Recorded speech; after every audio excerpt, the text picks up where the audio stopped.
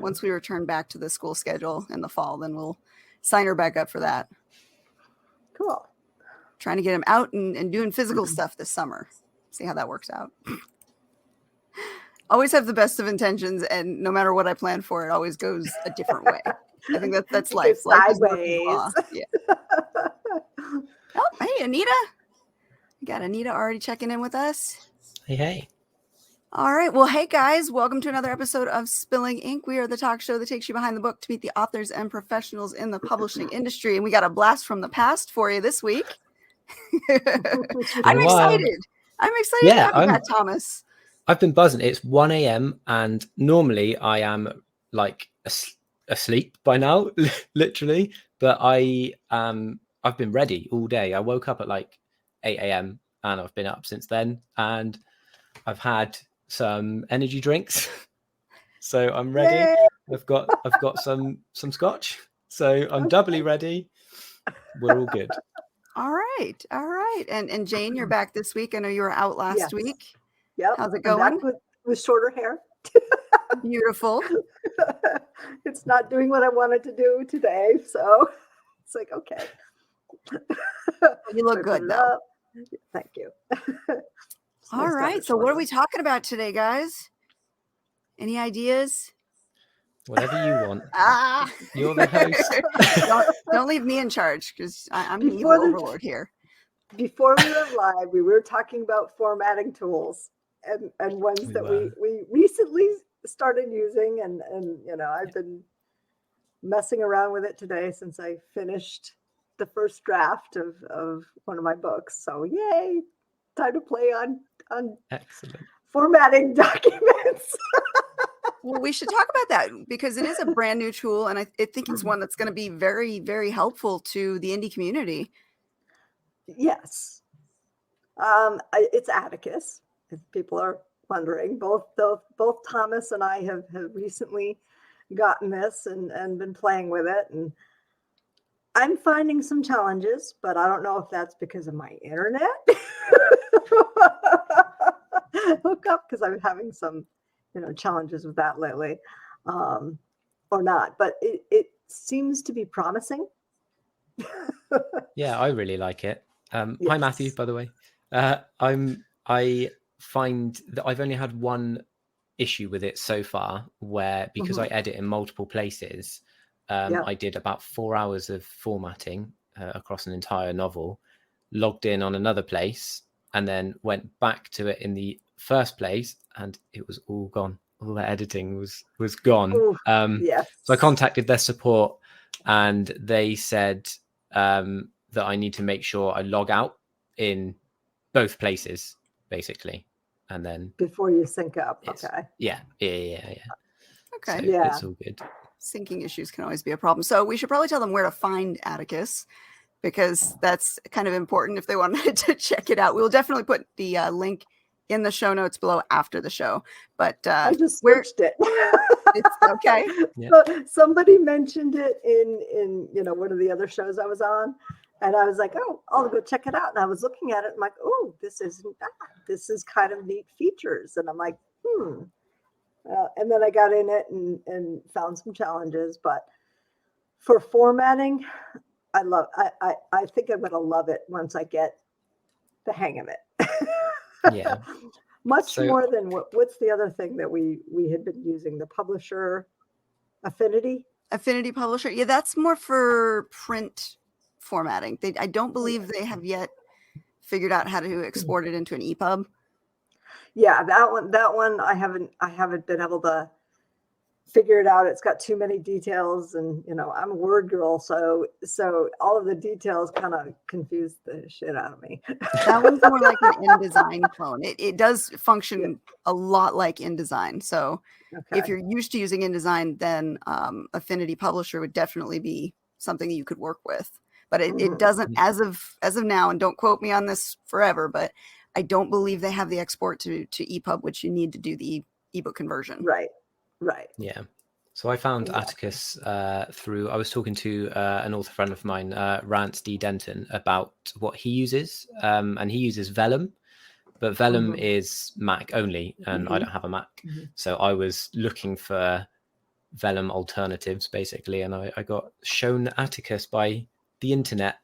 That was like, I like to go on Reddit for recommendations, because it feels like the most unbiased source, if that makes sense. Normally you read articles and then at the bottom it's like sponsored by Attica, and you're like, well, it's not really unbiased if you're sponsored by the person you're like, you're bigging up.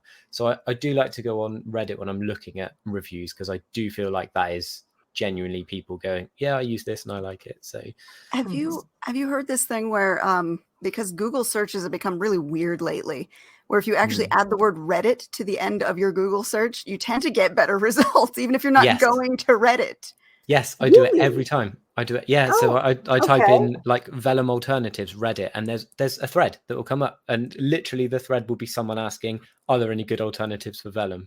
And then that's where I found Atticus. There was several people that were saying Atticus seems pretty good, and there was a few others that I can't remember the names of, but I went with Atticus because it seemed to have the most consistent recommendations.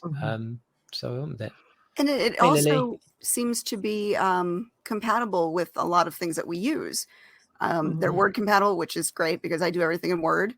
They're also compatible with Pro Writing Aid, which is one of my favorite editors. So having the ability to just work naturally with the things that you're used to working with just makes it a lot more appealing to use in general.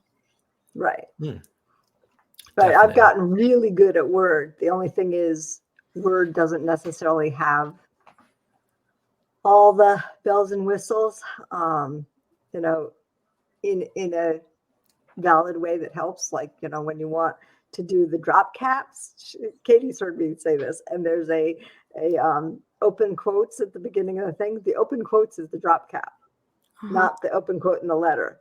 And when you try to do the two of them, at least my version kind of does not do it right. You can work around it. What you have to do though is you have to highlight the drop cap, go back into the insert menu where drop caps is, and then go to the custom and adjust it there. And then you can add in that second, letter next to the quotes and play with it.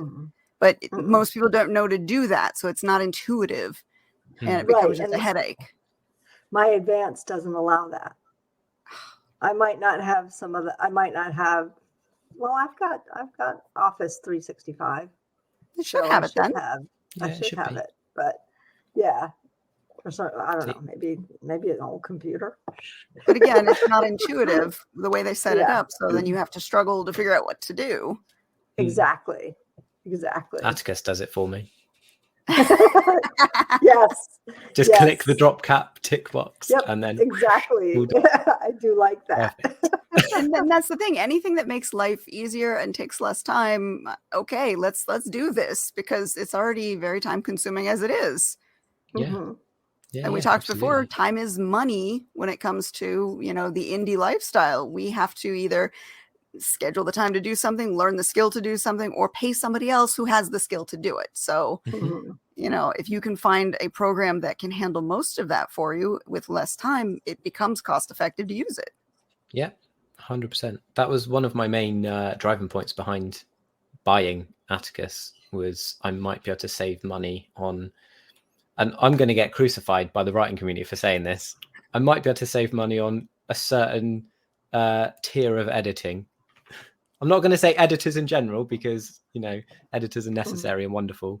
But there are certain tiers of editing that, with the right tools, you can probably take care of most of that yourself. So. Yeah, it definitely, with that Pro Writing Aid add-in, definitely trims some of the editing requirements out. Yes. But you definitely need that extra set of eyes on it. Yeah. As a poor boy, anything to help save. I hear you. I totally hear you there. Totally.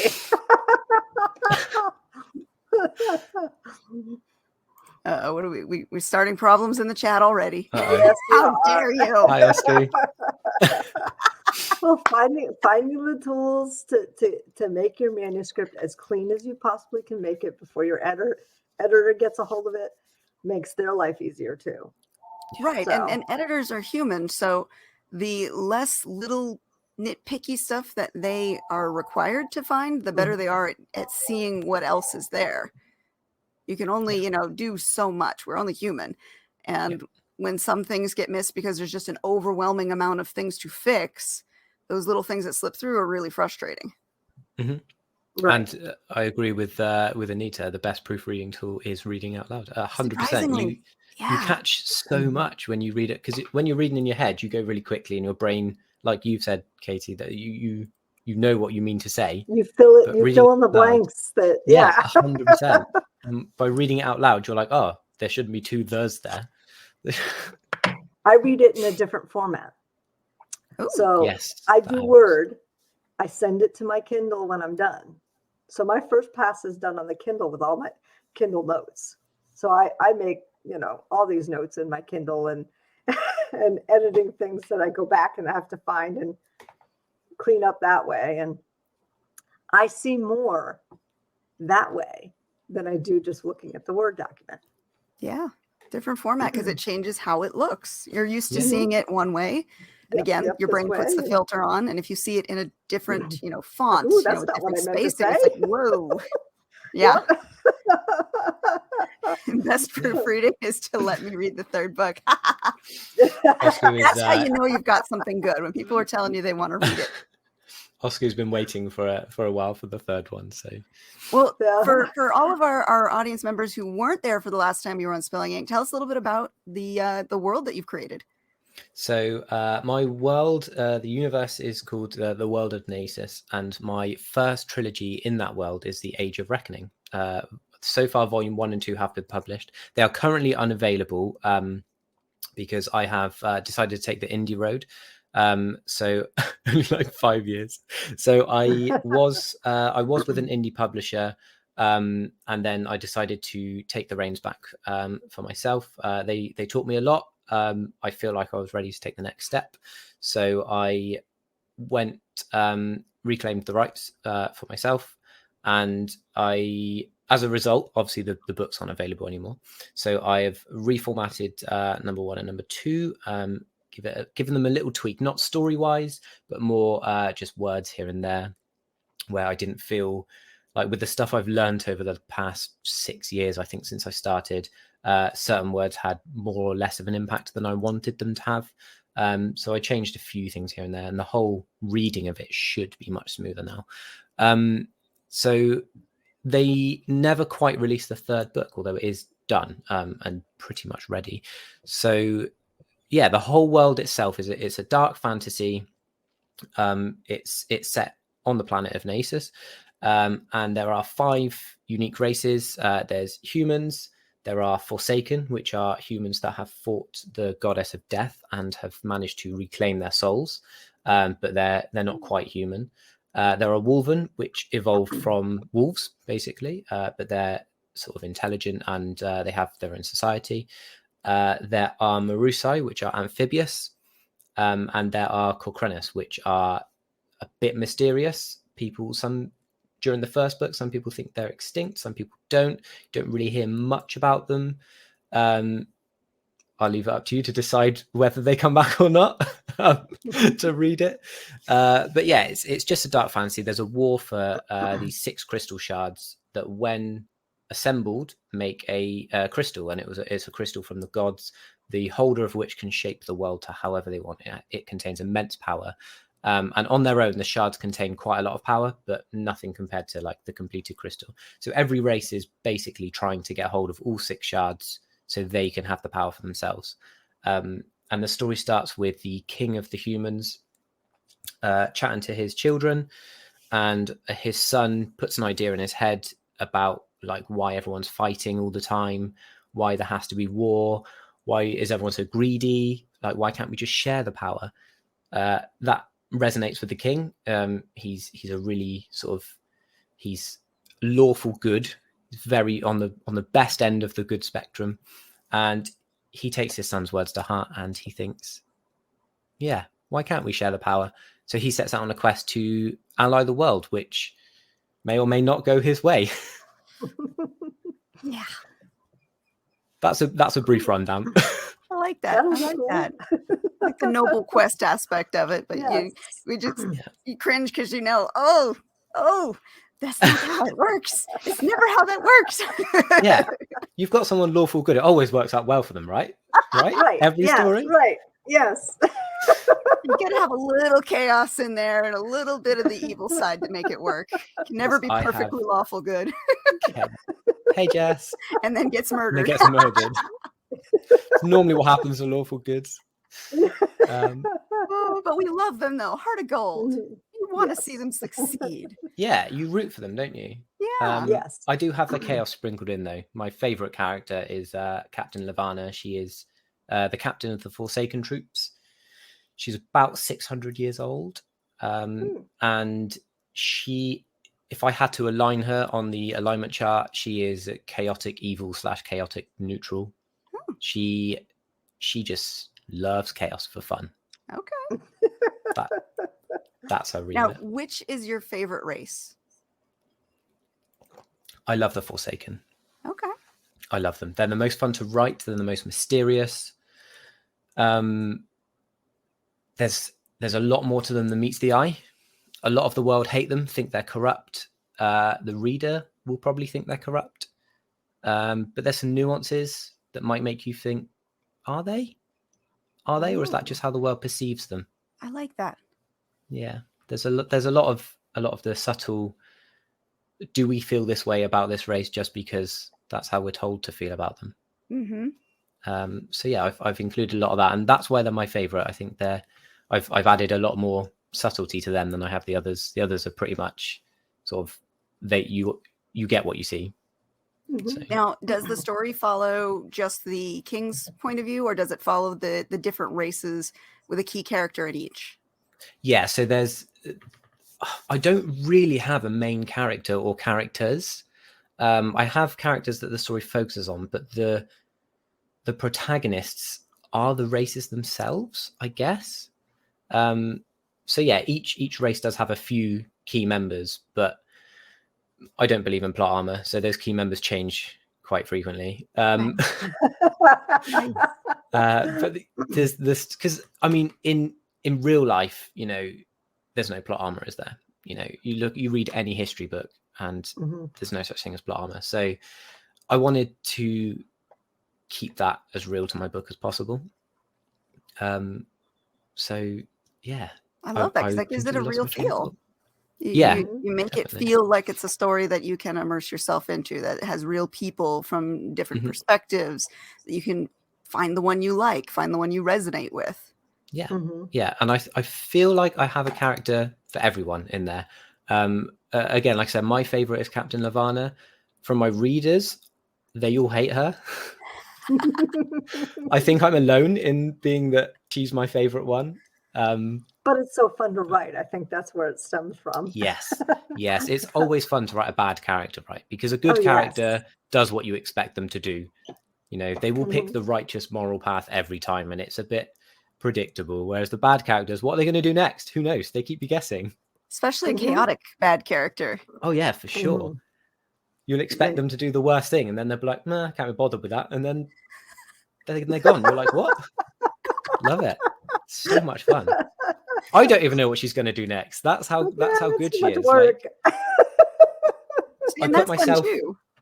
Yeah. I put myself in them as I'm writing, and I'm like, "Lev, you take the reins, mate." And then I'm just writing dialogue. She's doing what she wants to do.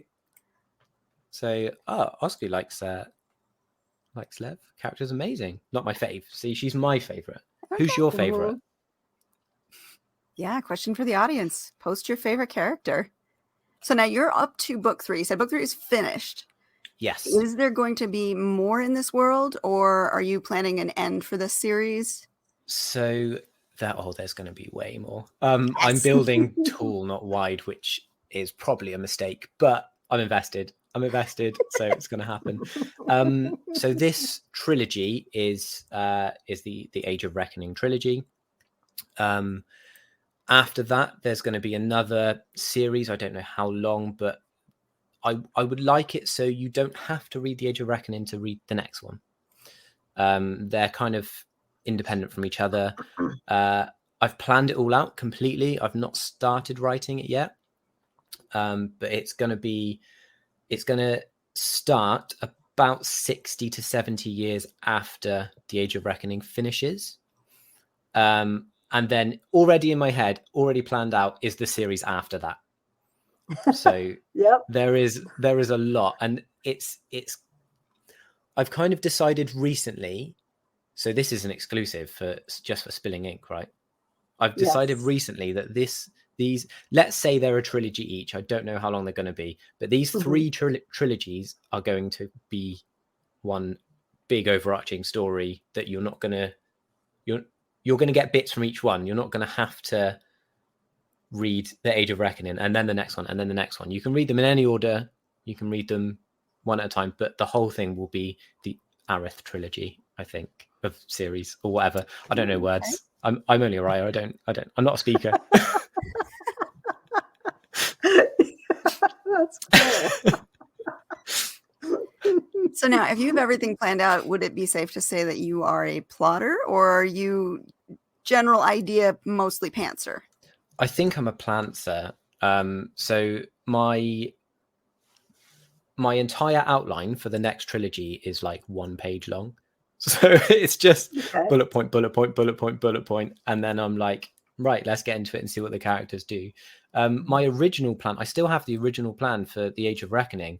And there are characters in that plan that don't exist in the book. And there are characters in the book that are vitally important that don't exist in the plan. They just popped up when they were needed and stayed. And I'm like, all right, you're part of it now. Go with it. Yeah, I'm not a plotter. I have like maybe 5 bullet points. And it's more fun that way. I've started, I'm like, oh, I think I want this scene and this scene and this scene. So I just do bullet points. Yeah, the to-do list. That's what I call it. Yeah. I've invented an entirely new sport for the next series that I don't think I'm going to use. Oh. I know. I'm going to have to mention it somewhere because I've got it. But I did it. I was like, this is going to be great. And then I thought of something better. And I'm like, well, I've got no place for the sport now. What the hell's going on? So save it for something. Yeah, I was going to say, write it as a teaser or a additional, special edition or something. Yeah. This culture also like to play this. Yes, kind of thing. Exactly. So, exactly. Yeah. So as Jess and Oscar say in chat, so I did do the audiobook for the second one myself. There is an audiobook for 1 and 2. I don't think they're available. I think I took those off as well. I know. I'm sorry. But I did record the second one, so I can literally just re-upload that as soon as it all comes out. I'm very tempted to re-record the first one myself and do the third one myself. So can I give you another exclusive? Yeah, sure. Can I do that? You guys are getting all of the goss tonight. Yes. So we like this. I'm hoping. I've also been loosened up by the scotch, so just everyone in chat's getting the goss tonight. I'm hoping to have some big news in the summer. I'm hoping to have 4 releases, and then after that, the 3 audiobooks, maybe. Or 4 audiobooks. Wow, that's ambitious. So nice. I'm scared. I've set this target for myself, and now I'm like, can I do it? But I mean, the 3 releases are 1, 2, and 3 that are done, right? And the 4th release, the secret project, I'm calling it, is just going to be the complete edition. So all 3 books in one big book. But I'm doing something really special with that, that's going to remain a secret for a bit because I don't know if it'll work, but we'll see. I'll try. So hopefully by maybe August, September, I don't know. I haven't got a date yet. When I get one, obviously I'll shout it. I'm not going to keep that to myself, but hopefully I'll have a date and I'll release all at once. I'll just drop everything in one go. So wow, that's going to be amazing. That's what I was going to say. When are these going to be coming out again? So this is a Big Bang Theory, huh? There we go. Yeah. So hopefully summer. Yeah. Are we calling that doing a Sanderson? Yeah, absolutely is doing a Sanderson. Just writing 5 books during lockdown and releasing them at once. Yes. Madman. He's a legend. And we're not talking small books either. Those things are going to be huge. I watched that video and I was so proud of myself because I was like, I wrote an entire book during lockdown Like one whole book, that's amazing. Then he does this video and he's like, I've written 5 books that are 400,000 words each. And I'm like, my one was 100,000 words. And like, I was so proud of myself. Come on, Brandon. And how long? How long? You're allowed to be proud of yourself. Yeah. Go on. Yes. Yeah, how long was he locked down to write those? Oh, I guess about a year, I guess. Okay. In fairness, I did have a day job as well that I had to do from home. And his job is writing. That's the dream for all of us, isn't it? Mm-hmm. Imagine sitting at home. I have a day job too, and I still put out 5 books a year. That is impressive. I barely put out 5 chapters a year, so. But they're not 100,000 word books. So right. There's about 60,000. So that's impressive though. Still, like yeah. I don't do 160,000 one a year, so you're already 5 ahead of me. It took me 10 years to write my first book. Oh wow. Yeah, that's fair though. 10 years. I don't expect anybody to be like me. I'm just like insane. So I would love to be. I would love to be. So, with the full-time day job and then doing this at night, at least my kids are often on their own. Right. Yeah. See, that's the thing. You're doing it with children as well. Like I've got a cat. She's not really fussy. She's quite happy to. I don't really have to. I just feed her twice a day, and then that's fine. Yes, so I should have more time, but that life gets in the way, though, especially if you have a life. Also, a bit of laziness. I'm not going to lie. There's a little bit of. I could write for an hour. Also, I could play Final Fantasy. Inspiration, though. That is what I say. Yeah. I used to before I wrote. But honestly, a lot of my books are inspired by Final Fantasy. So yeah. Well, that's good though. Yeah. That's good. I love the element of having multiple different races that are interacting. Yeah. I like that. That is I want to hear more about these wolf people. Yes. Yeah, the Wolverine. They're impressive. So they're still, in comparison to the rest of to the other races, they're still quite primitive. They live in giant dugout dens underneath this big forest. So the roots of the trees, the triash trees, the roots keep the den held together so it doesn't collapse in on itself. But they have these giant dens, basically. They speak in their own language, which is mostly body language and grunts and growls.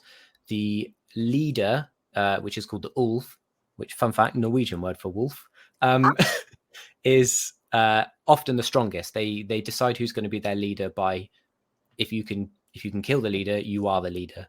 Sounds right. Yeah. So that's the only one that can speak the common tongue because they only have a need to use it, but they speak it very broken and very rough. Interestingly, the Forsaken can understand the Wolven language. Ooh, if Wolven are talking to each other, some Forsaken can understand that because they've lived long enough to learn it. So that's pretty cool. Love you, Jess. Bye. Yeah, I like the nuance there with the different races and what they can and can't do. That shows a depth of world building. Absolutely. Yeah, it's been fun. It's been very fun to write. And I like creating new races. I love it. So spoiler alert, the next trilogy after the Age of Reckoning has a new race. Well, 2 actually. 2 new races. So yeah. Now, like D&D games, do you have a character sheet drawn up with their abilities and attributes and all that kind of stuff for your different races? I don't, and I should.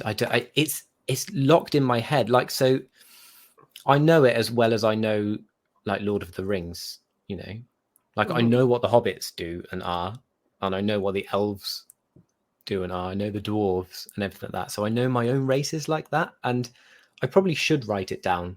But I don't know. I just feel like I know them. Like, your best friend, right? You don't. So I don't know. Yes. Like I know how the Forsaken live. I know how they become Forsaken. Those are fun little gimmies that you can like either put into a lore book to go along with your series, or like at the back of the book with maybe sketches or something to just enhance the reader's experience. Yeah, I would love to get involved in all of that someday. I'm terrible at art, so I need to pay someone. But yeah, I can do stick figures. That's about it. Yeah, that's about my extent. Do a stick figure with like a dog's head and be like, "That's a Wolverine." But those are fun things too. You can engage your audience with. Let's Mhm. see Yeah, who could draw the best. Of whichever character you pick for that week or so, and see what people come up with. for sure. Yep. I did have some And- fan and- art the other and day. and the winner gets their art put in the glossary or whatever. Oh, that would be incredible. That Yes. would be That's so cool. good. Let's hype up a fan base and get that. Let's get that done. Yes. I did have some fan art the other day of Queen Lucia. She's Queen of the Forsaken, and someone tweeted me with their drawing of Lucia, and I was like, "What? Wow. That's so cool. And that was Yes. amazing. I've never felt anything like that in my life. I was like, someone has read and loved my work enough to draw one of their favorite characters, and it was like a digital art, and it was so detailed as well. It was like everything, like her throne was exactly how it's described in the book with the skulls on the arms, and I was like, you've paid so much attention. Like the dress is detailed, and I was like, that's so good. That's so awesome. good. That's awesome. So that was is fun. Awesome. It makes you feel really, really good too. I mean, Yeah, someone for sure. loves the character as much as you do. Yes, it does. It's something special. I mean, that's what we aim for as writers, though, isn't it? We aim to affect someone's life in such a positive way that they resonate with what we've created. And I think that's true for any creator. Like if you're a painter or a musician, I know Oscar in chat, he's a musician. That's kind of the aim, isn't it? You want to reach people and you want them to resonate with what you create as much as you do. So Absolutely. But it all begins with loving what you do, because you have to love your story, and you clearly do, as much passion as you've shown us in just describing it. I love it. I mean, I heard some philosophy a long time ago when I was in school, and it's just like stuck with me. And it's write what you want to read. Mhm. Don't write what the market. So I tried to go traditional for the longest time. I tried again recently, and what I've learned from that is that what I write isn't what agents would consider sellable, which is it's a harsh truth. Like I understand that traditional publishing is a business. People involved are out to make money. That's what it is. So they're not necessarily looking for fantastic writing or an incredible story. They're looking for what they know is going to sell a lot of copies, which at the minute I think is crime and romance. I think that's the two genres that are doing incredibly well right now in traditional world. So it's very, very few agents that I've discovered are actually taking on science fiction fantasy, and even fewer for science fiction. That's barely any agents are even looking into that, because they're trained. They've got degrees in analyzing the market, right, and looking for things that are going to make them money, are going to make the publishers money, and are going to make the authors money. And I don't know, that fact didn't bother me when I sort of came to that realization. It didn't bother me. It didn't make me feel like my writing was any worse or not valid. It just, I think it made me love it more, if anything, because it made me think, well, I'm passionate about this, and I think someone else will be too. So. Well, that's a good way to look at it. And you're right. It is a business. They have to make a business decision. And as much as it hurts to get a rejection, it's not necessarily a reflection on your writing itself. It's just that it wasn't what was marketable and saleable at this point. Yeah, exactly. And, I think the world is also becoming more and more indie, which is fantastic. Like you see indies popping up in every walk of life. Like I'm quite a big gamer, and the indie game market is just booming at the minute. They're beating AAA titles easily. Wow. Indie games are like surpassing these huge game dev studios worth like millions of dollars. And then there's like two guys working on something they're passionate about that has just exploded for them because they've loved it. They've loved what they're working on, and what they've created is something fantastic that a AAA studio who are just trying to churn out the next thing just can't capture anymore. And that's happening everywhere. It points to, though, a lack of innovation within the bigger titles. Yeah. Well, And it's fear, though. It's fear of the market. They don't want to risk what they don't know. Yeah, for sure. It's almost like the churning and burning of remakes of movies and things like Yeah. and television shows that we're seeing. There's nothing. Yeah. There's very little that's new and cutting edge because they're trying, absolutely. looking at the tried and true. This is what we need to keep going. And again, in that same vein, some of the best films I've seen recently are indies. And Netflix Netflix take on indies and things like that which is fantastic. And just watching some indie films on Netflix, they touch you in ways that these huge Hollywood movies just can't. And I love it. I love that indies are up and coming and becoming a really, really big thing, to the point where we have indie publishers out now. Like 10 years ago, even, you wouldn't find an indie publisher. Like there would just be, traditional agents, traditional publishers, the big five. So I think the world's moving in a very good direction, with people sort of now rejecting the mass manufactured stuff, and looking somewhere, I'm probably going to get a better story from this little corner. So I wonder how that's going to look in 10 more years. Yeah. They want to push the mainstream, which is safe and sells. Yeah, absolutely right. Yeah, absolutely right. Exactly. I think people are bored. I think that's the main thing. Like, I know I'm, again, people are going to hate me for this. I'm so bored of Marvel. I stopped after, I haven't even seen Endgame. I stopped after Infinity War. Oh, wow. I know. And everyone said, oh, Endgame's the best. But I'm like, really good. I've seen like 28 Marvel films that all follow the same formula now. And but I get it because it's become, you almost can tell what they're going to do. Yeah. It's just superhero gets into trouble and then saves the day. Very fun. I know you can boil anything down to that. But... Yes. Yeah. I do want to see Love and Thunder though. Yeah. That's fine. And they're still great films to watch. I am, I'm infatuated with Chris Hemsworth. Wow. So. I mean, me too. That's fair. That is fair. Like, okay. Is Taika Waititi doing the directing on that one? I don't know. If he is, I'll definitely want to see that. I like his directorial style. Yeah, he's good fun. He is good. But like, I was on a podcast recently where we were discussing Iron Man as the first Marvel movie that came out, and what made it so different, so unique, so spectacular that it actually launched all of this. And it wasn't super over the top crazy that it's become now. It was a very down to earth story with a very human villain, and I think that's what worked for it. And its roots are based in what interests us.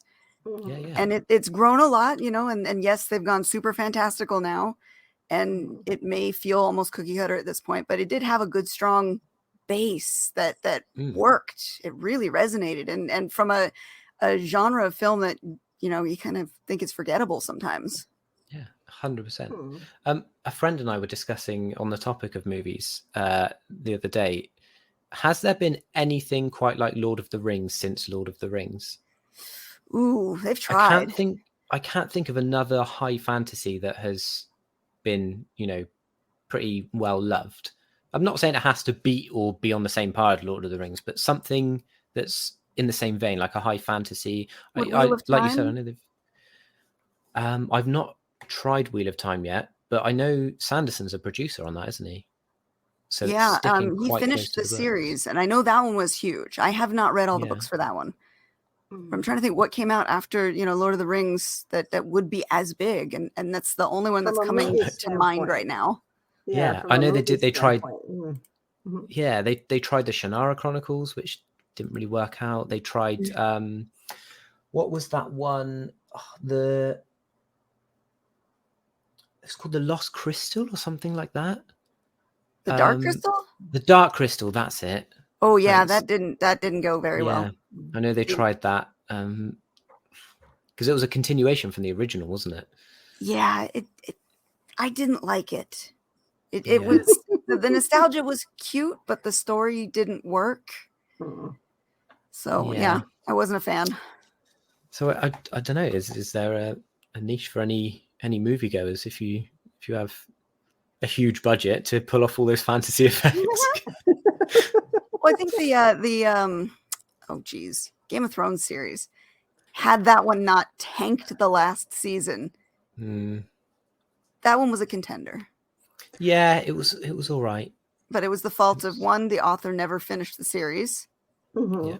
And probably never will. Directors decided to just throw everything Write in the their own. garbage and write their own ending. Yes, write their own ending, which didn't make sense at all. The first series of the Shannara was okay. After that, it went to shit.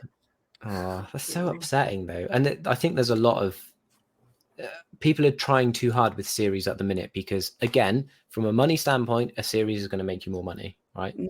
But I don't necessarily think that's the way forward, because with a series, you can be great for 1 or 2 or 3 series, and then things can go to shit. Like, so, and again, I might be hated for this. I'm quite contentious today, apparently. The Witcher. So I've read all of the Witcher books, and I've played The Witcher 3. I've not played the first 2, but I love the books. I think they're fantastic. I've got the whole collection on my bookshelf just up there. Watched the first series, liked it. Haven't finished the second series. Got halfway through, and I've just given up because the series has just become awful. Like, really don't like it. I had the opposite. I watched, and granted, I didn't come from knowing the background. Right. The first series confused the hell out of me because it kept jumping time without explaining. So I hated the first series, but I liked the second one. And then when I watched the second one, I could go back into the first one and it made sense. And I was okay with it. But yeah, so at first. Coming from the books. Sorry, go ahead, Jane. I liked both seasons of it. The first one was confusing, but I kind of liked it. And my husband though didn't like the second one because there wasn't enough skin. See, classic. Versus the first one, he's like, so it's like, what? I would definitely recommend the books. Coming from the books. So a little bit of a tidbit for you. So Sapkowski, who's the author, he started writing like small not comic strips, but like small short stories for a magazine, basically, about The Witcher. And eventually he was picked up and someone was like, these are really, really good. Can you write a book?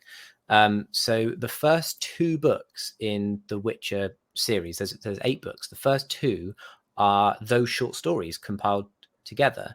So the first series made sense with the books because it was some of Geralt's adventures. And it stuck quite close to the first book. The adventures were pretty similar and it was great. And then in the second book kind of introduces Ciri a bit more. It's still short stories, but they're kind of knitted together a bit more. And then book 3 is when the story proper starts, and book 7 is when the story ends, and then book 8 is just a throwaway adventure from before. It's not really part of that main story. But I feel they captured the first one really well coming from the books. But the second one, there is a hell of a lot of differences that don't make sense and won't make sense later on. Without giving any spoilers for people that are enjoying the series or want to watch it, there's just people that aren't in the places they should be, and I don't see how they're going to match it up, because there's some really, really important stuff that needs to happen that hasn't and probably can't, being where the characters are. So the whole thing's really confusing me, and I feel like the directors are trying to make their own mark on it. Whereas I feel they'd probably have a lot more success if they just stuck closer to the source material, which a lot of people do, though, don't they? A lot of people take on something and they go, I'm going to make this my own. And you're like, but the source material is already so popular. Like, it's already loved. That's the reason you're adapting it. So why are you trying to change it? I don't understand this mindset. Especially when you're working with a series. I can understand in movies why they have to, truncate stuff and move stuff around to make it in that smaller time frame. But when you're working with a series and you've got, 10 episodes that you're able to work with, you have more control over making sure that the people are in the right places at the right times and picking the right, key battles and key monsters and that kind of stuff to really make the series something that the readers will remember and enjoy. Yeah, definitely. And in the series, they've added stuff as well, and that is my biggest pet peeve of changes is when they add stuff that has no place in the original material. Now, are I they don't adding mind it? them. Are they adding it as taking maybe two different characters and merging their stories together, or are they truly just brand new? No, they've literally added something. So for people that have seen the second series, the pillars, don't know what they're about. But Okay. yeah, I definitely recommend the books. They are really fun. They're really fun. And Geralt is an even better character in the books than he is in the series. Henry Cavill is probably the best thing about the series. I would agree. Yes. He is We're all fantastic. watching it for him. Yes, definitely. Although, And he's portraying Geralt perfectly. Like he's exactly as he is in the books. It's I do like that it's gruff attitude that he's got. yeah. It works. didn't Yeah, he he's also play wonderful. the video games too before he? Yes, he did. Yeah. He almost missed his audition because he was busy playing the game. Oh, Yes. Yeah. He's a big gamer anyway. Yeah. wow. Yeah, he almost missed the audition for it. Yeah. But apparently he's read all the books as well. And apparently on set, he keeps saying, can we use this line from Blood of Elves? And can we use this line? And should we do this? So he's trying to keep it to the books as well. And I think even he's quite disappointed with the way it's going. So, but, you know, we digress massively. That's okay. Let's see what they do in the third series. Mhm. It wasn't enjoyable. I like I said, I made me appreciate the first one better. I was able to go back to the first series and understand it a little more. But Yeah.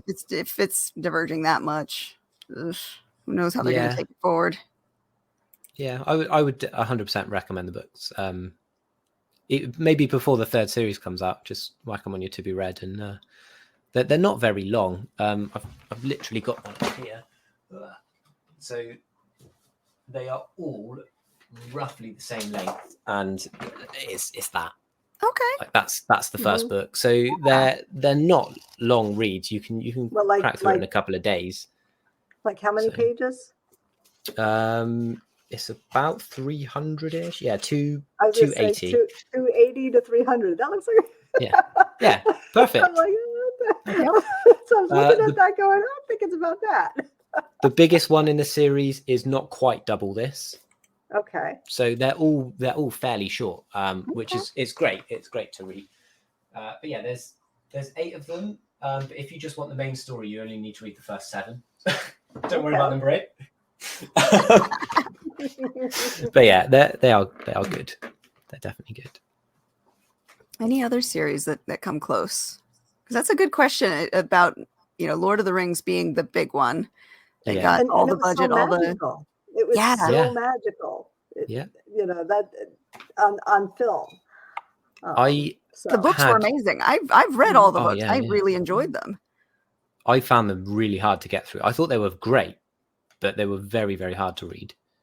That was from a time when the details weren't skimmed over, and Yes. literally everything was Yes. put in. And he wrote songs for them to sing, and Yeah. it was super in depth. But I really enjoyed them. Yeah, no, I do love reading the books, 100%. But it's They all about weren't making tough, but they were tough. Go ahead. Yeah, I was gonna say. I just said they were tough, but they were very, very fun. Yeah. You really felt the world was real because of the detail that they put Yes. in. The only other one that I can think of is the Harry Potter series, the Harry Potter movies and series. That has the fantastical elements as well. But not quite as powerful. I haven't watched any of the new ones. the original 8 books, I liked those. I wish they'd had the same directors though through the movies, because you would really feel the disjointed style. I haven't really cared so much about the new ones. I don't know. I've got this block where it's like, yeah, whatever, I'll get to it later, and I never do. Yeah, that's fair. I did watch last Thursday. I watched all of the extended Lord of the Rings again in one day because I had a few friends over, so we just watched all of them, like 12 hours, and they're just as good. It's like 20 years old now, and they're just as good, and they don't look aged or anything. Oh, it's unbelievable. What about Narnia? Narnia tried. Yeah, I don't think Narnia was bad. I think it was Lord of the Rings felt more mature than Narnia. Narnia felt like it was young adult, right? Yes.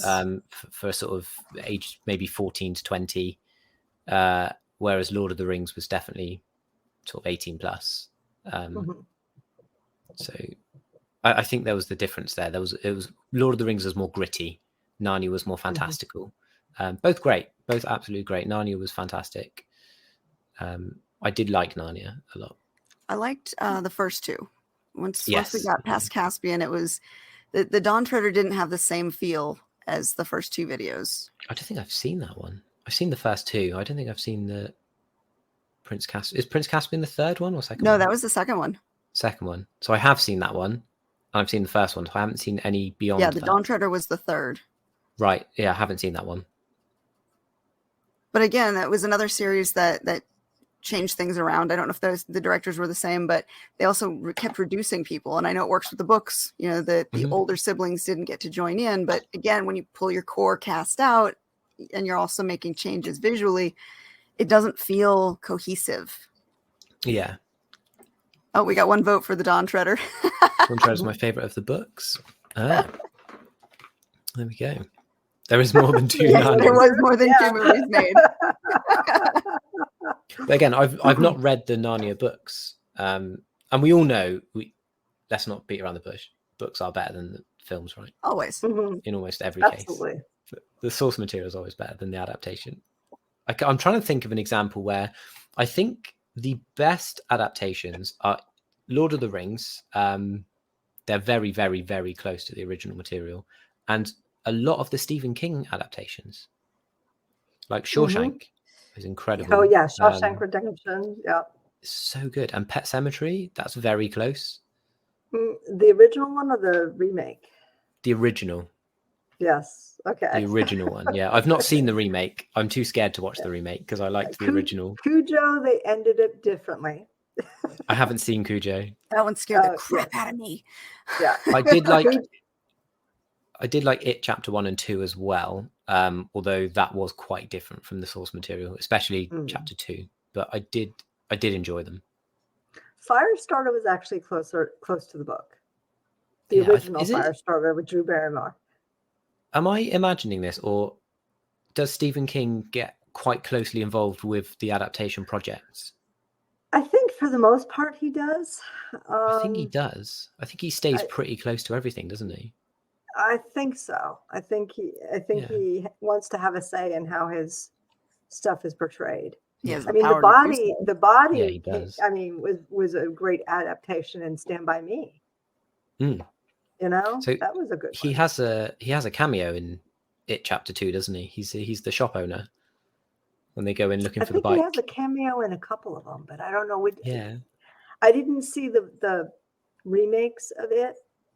Right, got you. Only the original Tim Curry ones. Yeah. I want to. They were great. Yep. Yes. So they were great, but the new ones are definitely more horror. I think the old ones have just aged a bit and they feel more funny than scary now. But I definitely understand that when they were released, they were probably scarier. No, that's the thing. They were really scary when they were released, and now they seem comical. Are we just numb to some of what originally scared us? Yeah, we must. Unless the CGI is better. The CGI, all of that is better today. That back then, I think of like the psychological appeal of a lot of the older horror movies, where the villain didn't have to chase you down; he walked slowly, like he knew he was going to get you eventually. There's like a psychological level to those, as cheesy as they could be, that really did scare the crap out of me. Yeah, Freddy. Oh, Freddy. Nightmare on Elm Street. Yep. Some of the first horror films I ever saw. I had all 6 on DVD when I was about 10 years old, and I watched them all. my brother was 10 years older than me. The next week? I was fine. Horror films have never really bothered me at all. Horror games, on the other hand, that's a different story. But I've heard you should play some in VR now if you really want to scare the crap out of yourself. I have played a VR horror game, and my God, that is a whole different experience. I was sweating, let me tell you. Wow. Unbelievable. That's what I've was heard. only a That the short one, VR but yeah. really just amps it up, takes it to the next level. Yeah, unbelievable. I just got used to horror games. I couldn't play them unless I was streaming them because I felt like unless I had an audience to play to, I couldn't do it. So I was like, I need to do this for the audience. So I started streaming because of horror games. And then I got numb to them. I got used to them. I started playing more and more horror games because I really enjoyed the rush. And I was like, okay, I'm not getting this. So then I bought a VR horror game. Jesus. I played it on stream, and yeah, let me tell you, the experience was unbelievable. It's called Affected the Manor, and you go into a haunted house.